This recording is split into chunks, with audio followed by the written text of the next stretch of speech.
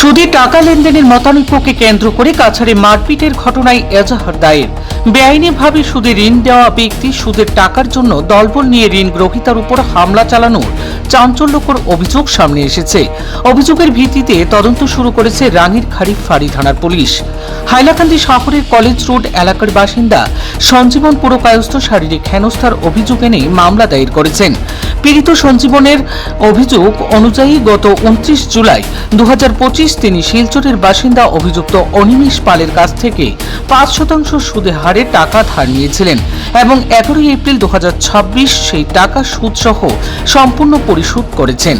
তবে অভিযুক্ত অতিরিক্ত অর্থলোভের কারণে অভিযুক্ত অনিমেষ পাল সঞ্জীবনকে শিলচর শহরের একটি এলাকায় একা পেয়ে শারীরিকভাবে অপদস্থ করেন এবং পুরো ঘটনাটি ক্যামেরাবন্দি করে সামাজিক মাধ্যমে ছড়িয়ে দেন, যাতে তার মানহানি হয়।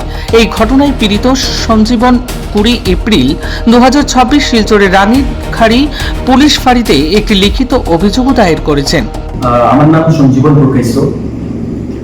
আমার লোক অ্যাকচুয়ালি লাস্ট 19th এপ্রিলে আমার লোক একটা ঘটনা হয়েছে, যেটার ফেসবুক এবং হোয়াটসঅ্যাপে এটা প্রচুর ভাইরাল হয়েছে। তার এক্সাক্ট ঘটনা এটা কেউ তো জানছে না বা কেউ বুঝছে না। তো এটা কল লেগে আমি আজকে আপনাদের সামনে আইছি।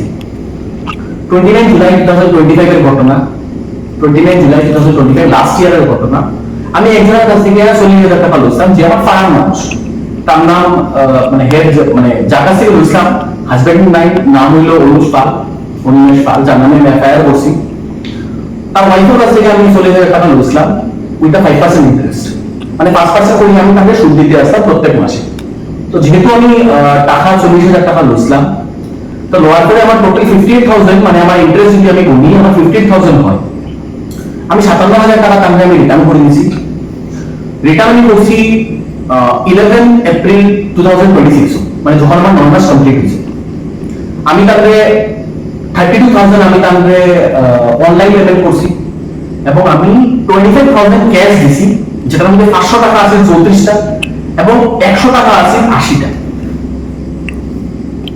এটা আগের দিন রাত্রেবেলা, মানে 10 এপ্রিল রাত্রেবেলা এই পার্টিকুলার ভদ্রমহিলা তাই আমার বাসা তাইছই বা মানে আমার বাসার বাইরে এসে রেটেন চিন্তাচিল্লি করছই এবং তাই আমার যে টাকা ডিমান্ড করছি, আমি কেন টাকা দিলাম না বা গাইডামি করছি। তখন রাতে 10:30 বাজে। এটার লেগে আমি তাঙ্গে পরদিন সকালবেলা আমার লাগামাতে একটা ভাড়া দিয়া ছেলে থাকে মান্তু এবং আর একটা ছেলে আইছিল লোকে টানি ছেলে আইছিল, ইয়া তারা আমার কাছে এখানে বইয়া ক্যাশ টাকা বইয়া লয়ে গেছে, যেটা আমার কাছে সিসিটিভি ফুটেজ আছে। অতক্ষণ তো আমার কাছে গেছে।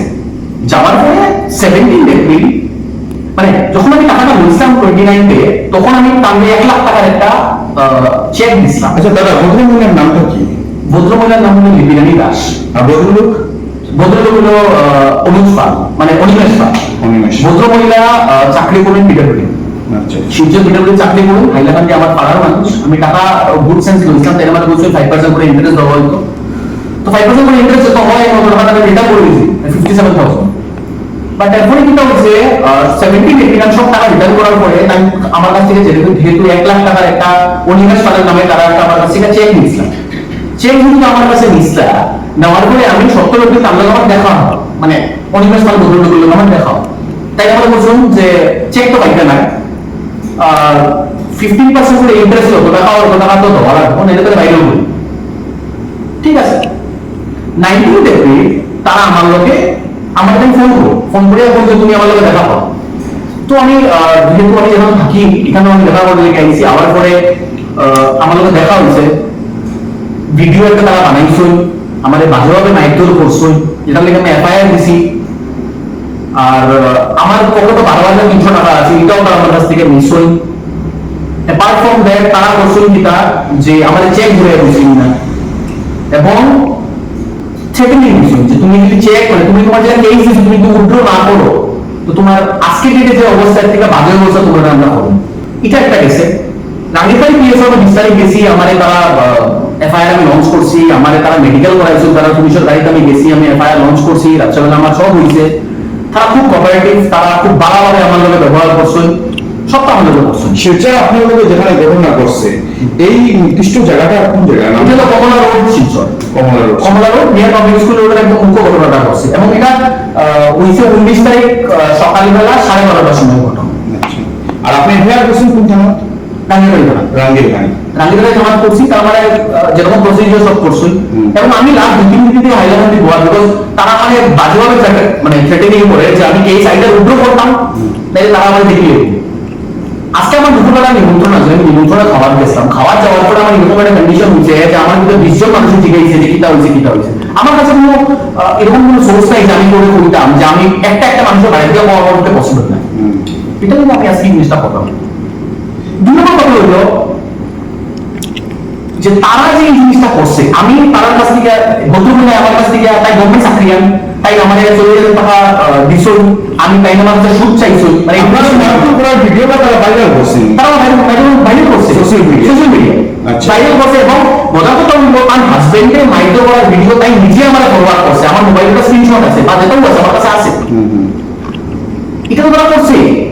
আমার যদি সোশ্যাল আমি তার কাছে 40,000 টাকা ধারে নিয়েছি, 5% করে আমি ইন্টারেস্ট দেওয়ার কথা, আমি ইন্টারেস্ট 5% করে ইন্টারেস্ট 57,000 টাকা দিছি, এরপরে তারা আমারে 50% করে দিতাম, এটা আমি খেলে দিতাম, বুঝতে দিতাম না আর খেলেও দিতাম, কারণ আমার লোক যে কথা বলছে আমি সেই কথা টানতাম।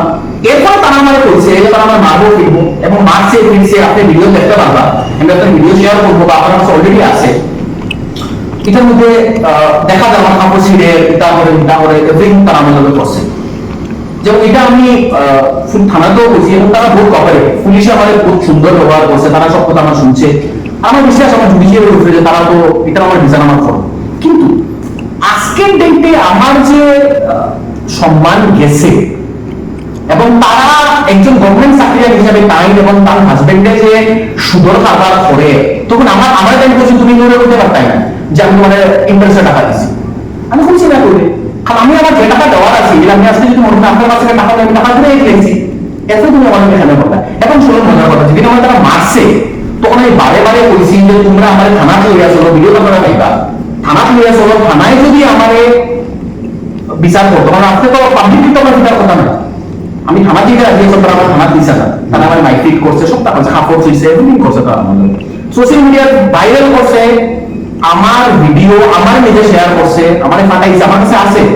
করিয়া মানে বলছে যে 1 লাখ টাকার চেক যেটা আছে তুই কোন যখন মারতে পারতে না, এই চেক তোর ঘুরে তো দাম নাই, আপনি ব্যাংকে স্পষ্ট করবেন 1 লক্ষ টাকা কিসের চেক? 1 লক্ষ টাকার চেক আমি অনিমেষ পালের নামে, মানে তার লিপিপালি দাস, মানে লিপিরানি দাস যা যে ভদ্রমহিলা, তার হাজবেন্ডে এজ এ সিকিউরিটি ডিপোজিট আমি 1 লাখ রুপিসের চেক দিছি।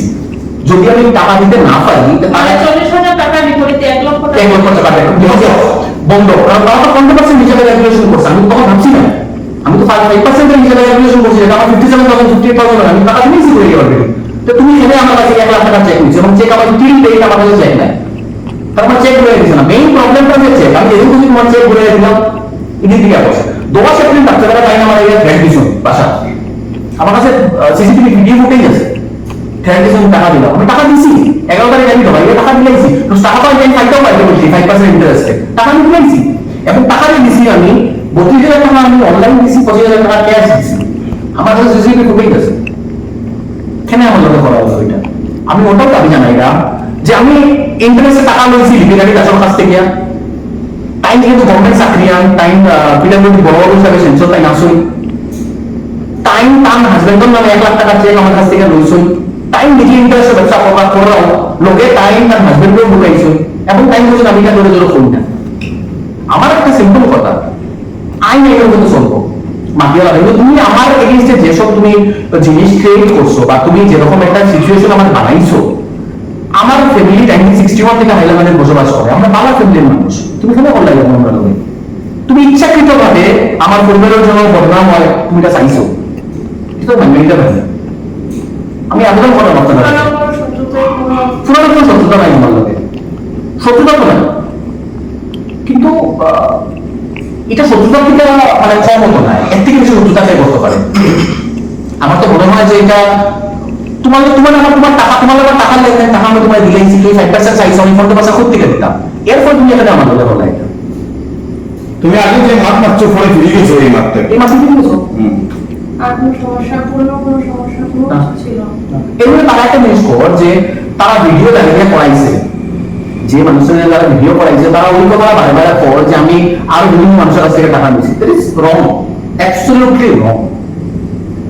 আমি যদি কেউ কাছ থেকে আমি যদি আমার আপনার কাছে টাকা লইয়া থাকি এবং আমি যদি আপনার টাকা রিটার্ন করে দিই, এটা ডাজন্ট মিন কি আমি আপনার কাছে টাকা লইছি। হ্যাঁ লইতে পারি, আপনি আমার কাছে লইতে পারেন, আপনি এটা কোনো শেষ হয়ে গেছে। তুমি কেন আমার এরকম ইনফরমেশন করলে? এটা সেমি রং, এটা খুব বাজে হয়েছে। আজকে থেকে আমি নিমন্ত্রণ বাড়ি গেছি, আমি কেউ মুখে আমি অবস্থা নাই। আমার বোনের বিয়া হয়েছে, তাই চাকরি করে, গভর্নমেন্ট চাকরি, তাই দু তিন দিন আমার কোনো মাতেন না। তখন তাই আপনার এখানে আইসি আইসা আমার মা বাবা দিতে আমার সব থেকে বড় একটা জিনিস ছিল, তোমার বাবা মা বয়স্ক মানুষ, বাবা এখানে শুনে না, চোখে দেখে না। আজকে যদি বাবা মায়ের তারা যদি জানে আমার অবস্থা কি হবে, সত্যি তো কথা এটা। আমি কিনা করতাম গতকাল রাত্রেবেলা আমি সুইসাইড করে দিতাম আসলাম, কালকে রাত্রেবেলা আমার যে কোনো একটা বন্ধুরে ফোন করে ছেড়ে দেওয়া হয়েছে, আমার ফোন করা হয়েছে। আপনি যদি করলে আমি আপনাকে দেখাইতাম পারবো ফোনে।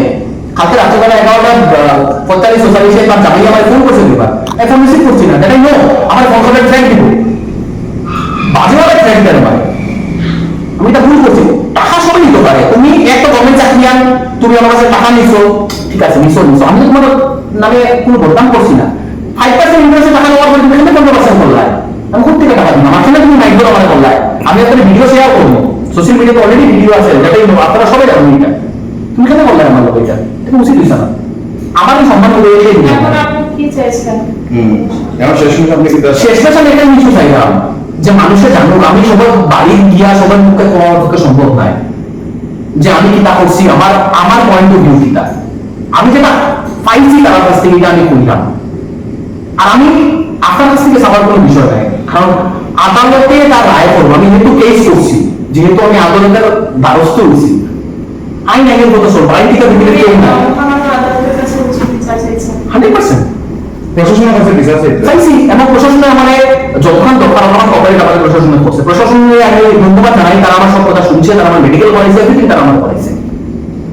কিন্তু আমি তারপরে যখন বারে বারে কইছি যে তুমি আমারে থানা ফিরিয়া যাও, তুমি আমারে গণধুলাই দিয়া এরকম মানুষ জড়ো করিয়া, এখানে দুইটা মানুষ রয়েছি, এগুলো অনিমেষ পাল আর এগুলো তার বহু লিপি নানি দাস, দুই নম্বর আমি কেউ চিনি নাই। আপনারা জনগণের দেওয়ার বিষয়ে এরা কেউ অ্যারেস্ট হয়েছেন? আমি জানি না এটা শুনেছে বলে আমার কাছে কোনো ইনফরমেশন নাই, কারণ আমি বাকি অলমোস্ট আমি হাইলাম, আমি 2-3 দিন যাবো। আর তারা মানে কিতা করবো, তারা বারে বারে কর আমার করে শেষ করে দিই। প্র্যাকটিক্যালি আমি অলমোস্ট বাকি হাইলাম আমি পথ আপনার মানে মেইন গোলটা কোন জায়গায়? হাইলাম আমি আর এখানে আপনি কর্মসূত্রে না কর্মসূত্রে আমি শিলচর থাকি, আমি মেডিসিনের ব্যবসা করি, আচ্ছা। ব্যবসা করিয়া খাই মানে ভাড়া করে থাকেন? বাড়া আর ঘটনা ওইখানে মিস। ঘটনা কেন এখন আপনি ন্যায় বিচার চাই। আমি জানি চাই